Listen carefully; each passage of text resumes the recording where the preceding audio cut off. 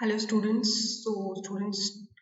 Uh, today we start the journal class for guidance of English. आप सभी के लिए जो है मैं एक वीडियो बना रही हूँ जहाँ पे मैं आपको एक जर्नल गाइडेंस दूंगी इंग्लिश की, ठीक है, एनवाइज वालों के लिए, कि आपको क्या क्या चीज़ें जो हैं वो एग्ज़ाम के पर्सपेक्टिव से याद रखनी है और आपको किस तरह से प्रिपरेशन करनी है और किन किन चीज़ों का जो है वो आपको ध्यान रखना है पेपर में, और पेपर को अटेम्प्ट करने की क्या जो ट्रिक्स हैं वो आपको होनी चाहिए माइंड में, और क्या क्या चीज़ें हैं जिन पे ज़्यादा फोकस करना है आपको और ज़्यादा उन चीज़ों को प्रिपेयर करके जाना है।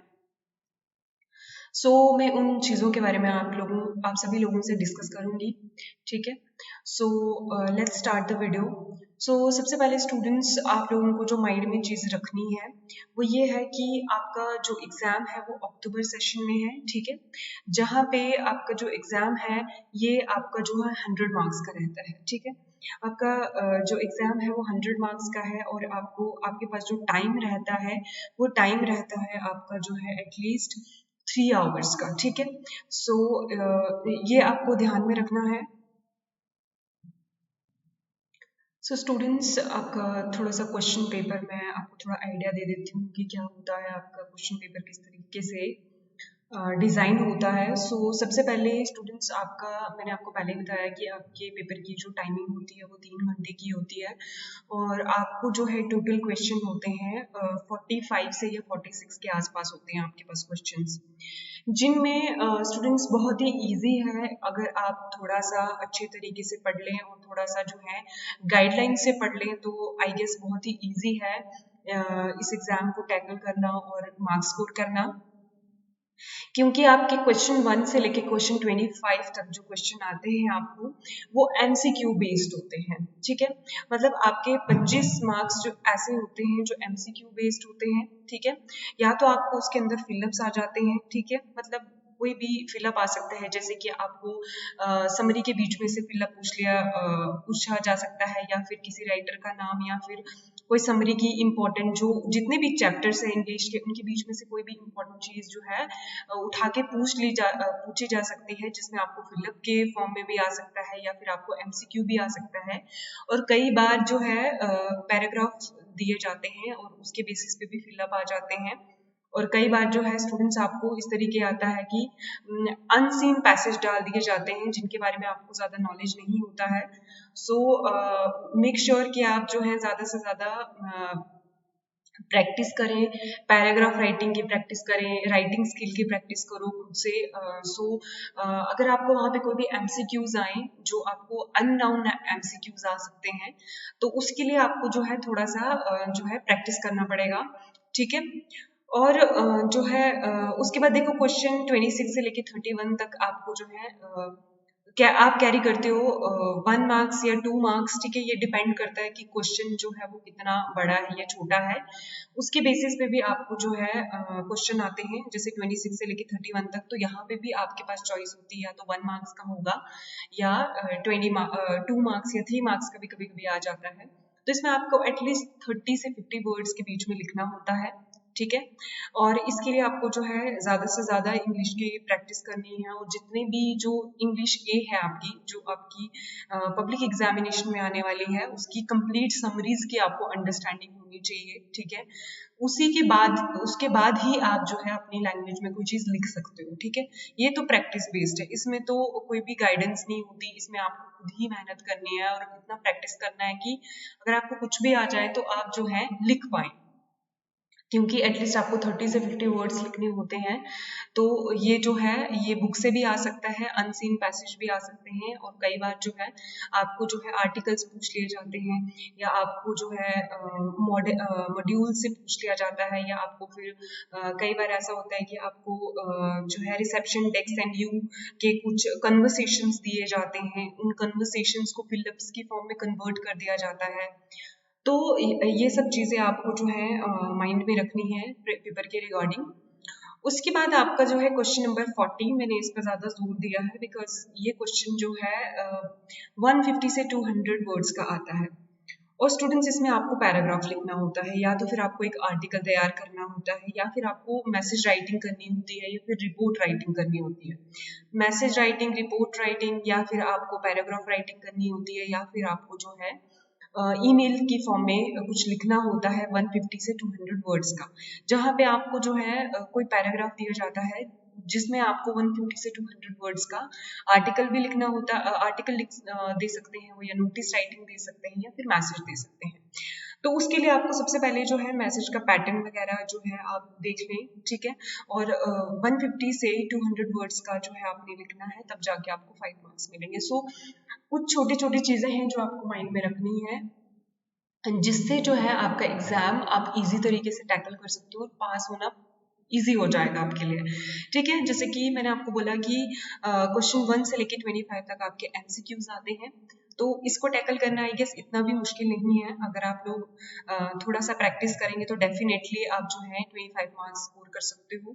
उसके बाद 26 से 31 जो क्वेश्चन है, इसमें भी देखो आपको सिंपली एक ही चीज करनी है कि या तो 2 मार्क्स का आता है या 3 मार्क्स का आता है। इसमें आपको प्रैक्टिस बेस्ड क्वेश्चन है, या फिर अनसीन पैसेज से ही भी क्वेश्चन आते हैं। जैसे जो भी अभी जर्नल टॉपिक चल रहे होते हैं, उन जर्नल टॉपिक की आपको थोड़ी बहुत अवेयरनेस होनी चाहिए। मतलब अभी इन करंट इन्वायरमेंट में कौन सी चीजें हैं जो बहुत ज्यादा जो है आप बोल सकते हो कि बहुत ज़्यादा लोग जो हैं इन चीज़ों के प्रति, जैसे आप इंटरनेट के बारे में आपको नॉलेज होनी चाहिए, या जो है इन्वायरमेंट का आपको नॉलेज होना चाहिए, या किसी भी चीज़ के बारे में, जैसे एक्सरसाइज हो गया, या फिर कुछ भी ऐसी चीज़ होगी। जैसे मैंने अभी लास्ट पढ़ा था तो उसमें योगा का कॉन्सेप्ट आ गया था, जिसमें 150 से 200 वर्ड्स का जो है एक ईमेल लिखना था।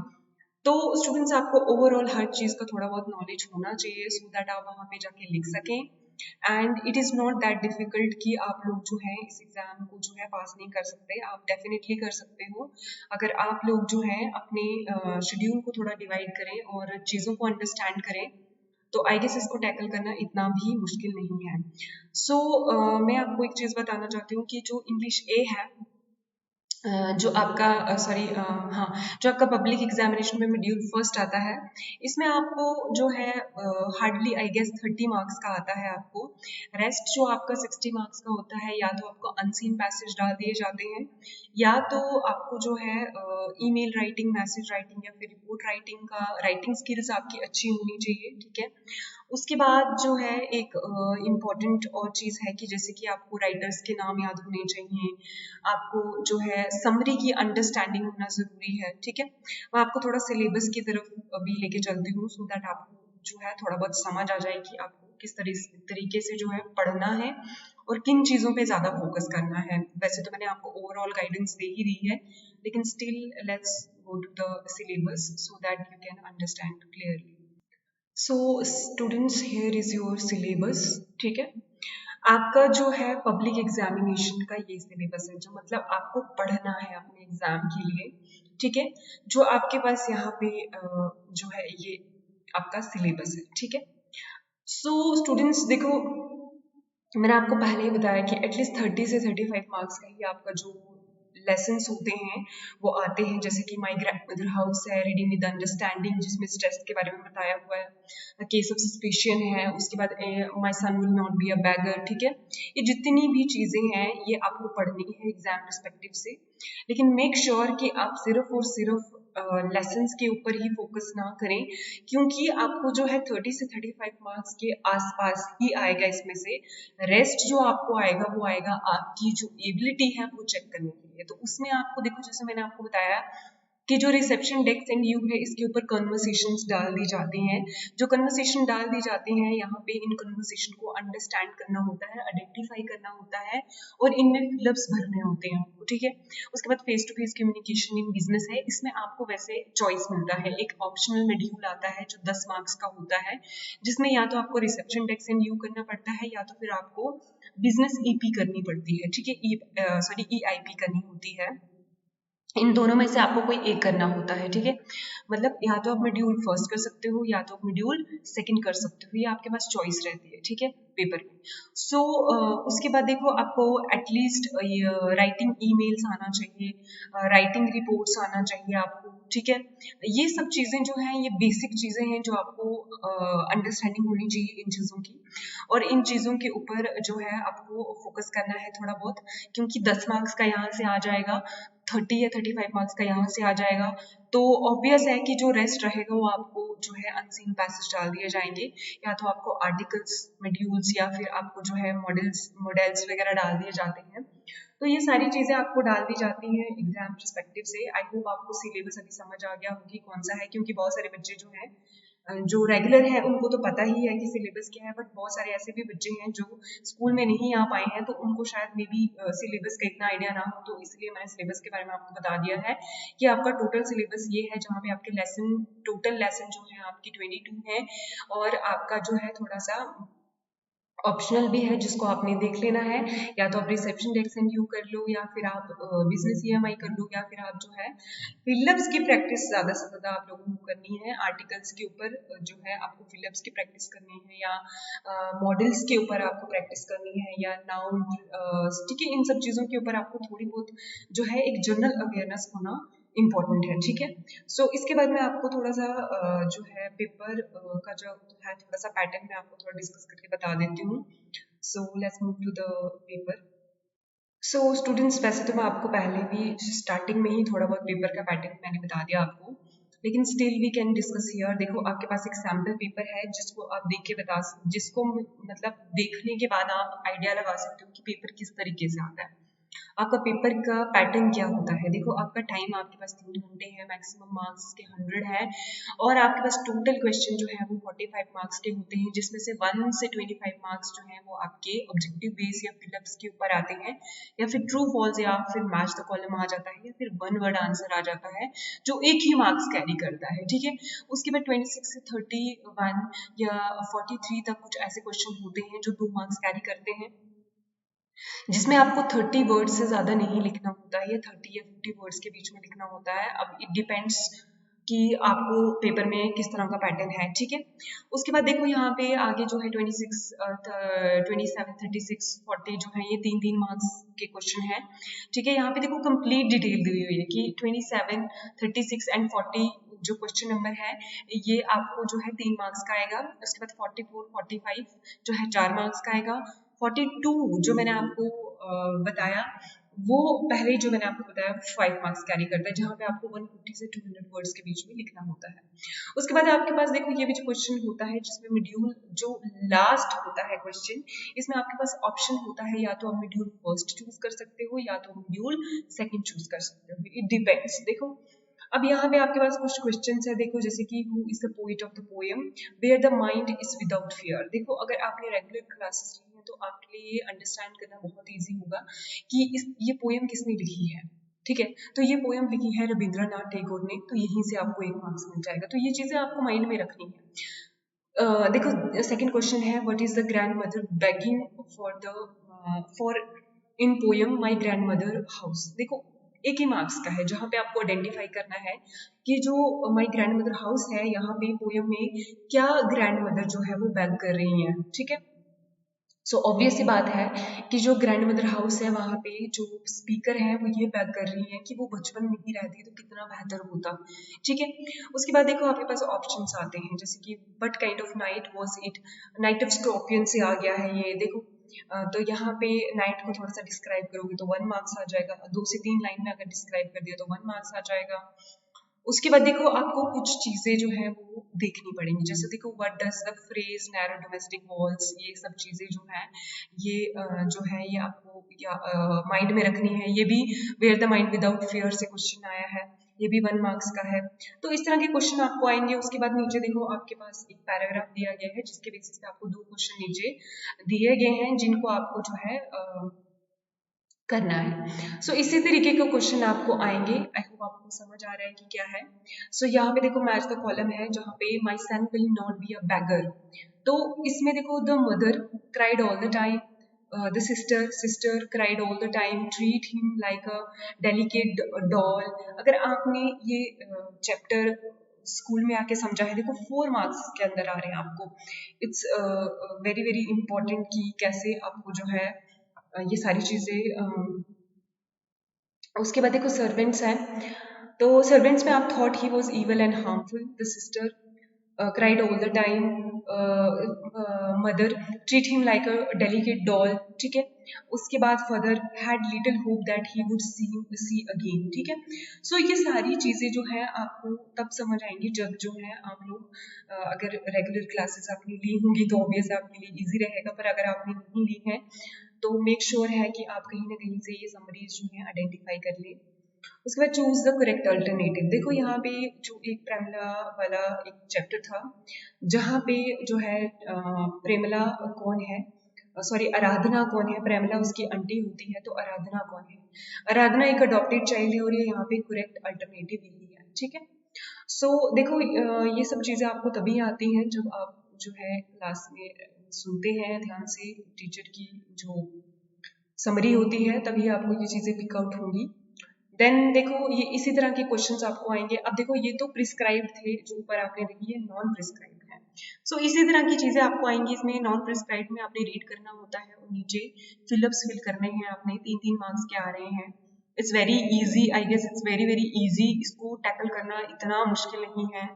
अगर आप थोड़ा सा भी दिमाग लगाएंगे और थोड़ा सा भी पढ़ लेंगे तो आई गेस इसको पास करना इजी है काफी. ठीक है. उसके बाद देखो बहुत सारी ऐसी चीजें हैं. Which of the following is relevant. आप जब पढ़ोगे तो आपको ये चीजें जो है समझ आएंगी. सो आई गेस ये आपको समझ आ रहा होगा. आगे देखो पैसेज ही डाली है और पैसेज के बेसिस पे ही आपको क्वेश्चन आएंगे. उसके बाद choose the correct alternative. Alternatives आपको चूज करने हैं. अगर आपने जो है अंडरस्टैंडिंग होगी आपको इंग्लिश की या जनरल टॉपिक्स की तो ऑब्वियस है कि आप इन चीज़ों को करवाएंगे. उसके बाद देखो ग्रामर सेक्शन है जहाँ पे आपको my family dash in Bhopal for 5 years, had lived in Bhopal for 5 years या lived in Bhopal for 5 years. ठीक है. ये चीज़ें आपको प्रैक्टिस करके आएंगी. ठीक है. जब आप जो है प्रैक्टिस करेंगे, जब आप आर्टिकल्स मॉडल्स ये जब आप अप्रोप्रिएट चीज़ें ग्रामर में जो होती हैं ये जब आप प्रैक्टिस करोगे तो आपको चीज़ें समझ आएंगी. ठीक है. देखो यहाँ पे आपको नीचे एक वो दिया हुआ है जहाँ पे आपको आइडेंटिफाई करना है कि Siddhi went to a market and bought some fresh fruits. तो क्या ये सिंपल सेंटेंस है, ये कंपाउंड है या फिर नन है, इसमें से कुछ भी नहीं है. तो जब आप पढ़ोगे तो आपको समझ आ जाएगा कि ये सिंपल है या कंपाउंड है. और देखो आपके पास ऑप्शंस भी दिए हुए हैं. द बेस्ट थिंग इज आपके पास ऑप्शंस रहते हैं. अगर आपको अगर दो ऊपर वाले नहीं समझ आ रहे तो डेफिनेटली नीचे वाला समझ आएगा. सो इस तरह की चीजें हैं. आई गेस आपको समझ आ रही हो. एंड देखो इसी तरह की फिलअप्स आपने अप्रोप्रिएट जो है मॉडल्स इसमें लगाने हैं या जो भी आर्टिकल्स वगैरह आपके पास पूछे जाएंगे. फिर देखो राइटिंग स्किल्स है जो मैं आपको पहले ही बोल चुकी हूँ कि राइटिंग स्किल जो है वो बहुत ही इम्पोर्टेंट है. एंड राइटिंग स्किल को जो है आपको खुद ही प्रैक्टिस करना पड़ेगा. ठीक है. सो देखो यहाँ पे कुछ आपके पास देखो a beautiful mind is better than complexion, attitude towards life matter, money, knows no complexion, society behaviour and mentality. इन तीनों में से इन तीनों को आपने अरेंज करना है. ये अरेंज है. अरेंज द जम्बल्ड वर्ड जैसे होते हैं उसी तरह से आपने अरेंज करना है. और अरेंज करने के बाद आपने नीचे दिए गए option A B C D में से कोई एक चूज करना है. ठीक है. जब आप इनको अरेंज करोगे उसके बाद ही आपको समझ आएगा कि एक एक्यूरेट क्या बनता है एक दूसरे के साथ. अगर आपने रीअरेंज द वर्ड्स या सेंटेंस किए होंगे तो आपको ये चीजें समझ आ जाएंगी. ठीक है. सो नीचे भी इसी तरह के ऑप्शंस हैं जो आपको चूज करने हैं. कुछ फिलअप्स हैं. ठीक है. उसके बाद देखो राइटिंग स्किल्स हैं आपकी. ये सब राइटिंग स्किल्स हैं जो आपको करनी है.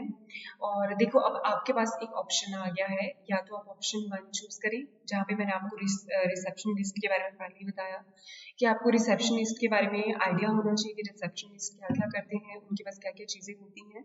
सो आई गेस आपको ये चीज़ें समझ आ गई हूँ. तो रिसेप्शन डेस्क कैन यू कर लेना आप, या फिर आप जो है ESP फॉर ऑफिस यूज के लिए क्या क्या फॉर्मल और इनफॉर्मल के बीच में क्या डिफरेंस होता है. अगर इन चीज़ों के बीच में आपको डिफरेंस पता होगा तो ऑब्वियस है कि आप ये भी इजीली टैकल कर लेंगे. सो स्टूडेंट्स ये वीडियो इतनी ही होगी. एंड आई होप आपको इंग्लिश का थोड़ा सा जनरल गाइडेंस मिला हो, या आगे आपको जो है ऑप्शन में बहुत सारे जो है ये क्वेश्चन पेपर है यहाँ पे sample.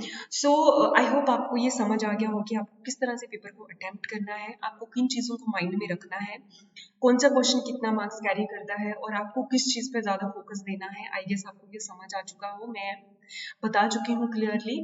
And the motive of this video is to कि आप सभी जो है अंडरस्टैंड कर पाएँ और अपना जो अक्टूबर सेशन का जो आपका जो एग्ज़ाम होगा उसको आप इजीली टैकल कर पाएँ। So all the best for your exam, for your English exam. और आगे भी मैं जो है जो बाकी सब्जेक्ट्स हैं उनकी सीरीज़ लेके आऊँगी आप तक, सो दैट आपको जो है पढ़ने में और चीज़ों को अंडरस्टैंड करने में थोड़ी सी जो है अंडरस्टैंडिंग हो। एंड अगर इन केस आपको कोई भी डिफ़िकल्टी आती है पढ़ने में या कोई भी इशू आता है तो ये वीडियो जो है, वीडियो के नीचे जो है आप कमेंट डाल सकते हो। किसी भी सब्जेक्ट से रिगार्डिंग आपको कोई प्रॉब्लम आ रही है, ठीक है, तो आप कमेंट डाउन कर सकते हो, सो दैट मैं वो क्वेरी लेके आपको नेक्स्ट वीडियो में जो है इंग्लिश का ही हो बेशक, तो मैं नेक्स्ट वीडियो में वो क्वेरी लेके आपको सॉर्ट आउट करने की कोशिश करूँगी। So take care.